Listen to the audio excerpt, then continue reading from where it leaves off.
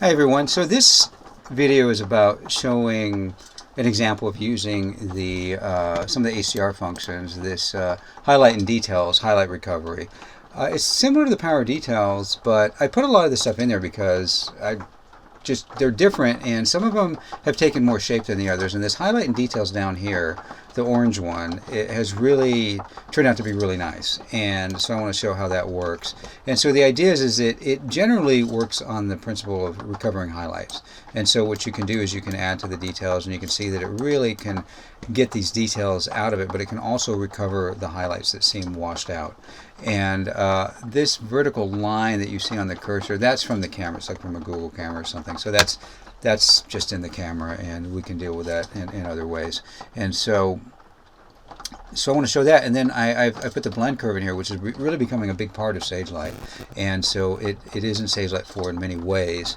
And so what I can do is I can slowly, like if I bring it over this far, it might be a little too much, but I can bring it over just a little bit so that I can affect the highlights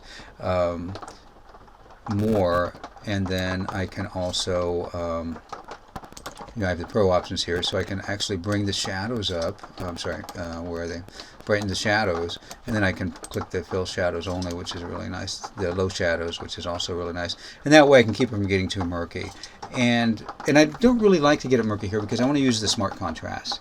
And I'm slowly putting that in all the functions, but it's not in this particular function. And so what I want to do is I want to go ahead and get something that looks pretty nice. That looks a little too blown out to me, so I'm going to go ahead and do that. And then again, I can do more details or less details. You can see it really makes a difference. It's just quite nice all by itself. And so I just really wanted to show that example, and then we can press OK on that. And then it's always worth trying the smart contrast. Yeah, see that? Just a tiny touch of it actually did kind of work out pretty well.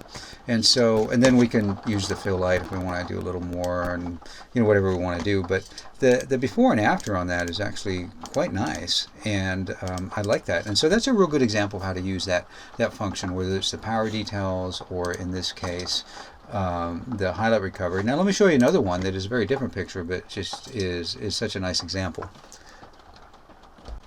So this turns out to be a really good example, and this really gets to the heart of the idea of highlight recovery. Now this is just an 8-bit image, but if you bring it in from a raw camera and it's going to be a 16-bit image, that it'll do an even better job. So the fact that this works on stuff I'm getting off the web in 8 bits is really nice. And so let me go back into the same function, and then you can see it starts to bring it out. But what I can do is I can bring down the highlights, and it's really starting to recover this detail right here, this highlight detail. And that just looks really nice. And what we can do is we can just keep on, you see, that's really the idea behind highlight recovery, is to get these highlights out where otherwise it would be a very difficult thing to do. And so when I do the blend curve, it really starts to affect the low light, and I'm pretty much done. I really like how this came out. And I like the moodiness of this, frankly. And I mean, I can go ahead and bring up the shadows if I want, and to make it not so dark. In fact, let me do that, and then I can try maybe a vignette on it or something, or do the smart contrast. But I like this. That looks very nice. That's quite nice. And then this looks pretty good as well. And so let me see what goes on. Yeah, we see the smart contrast. We don't really want to do that, and so we can do this low tone contrast, and that looks very nice as well. And then I don't think it really needs a vignette. Sometimes the vignette really kind of works for it, and sometimes I prefer the hard mix. But there is another aspect of the vignette that's really nice and works with these darker colorful images, and that's the color burn.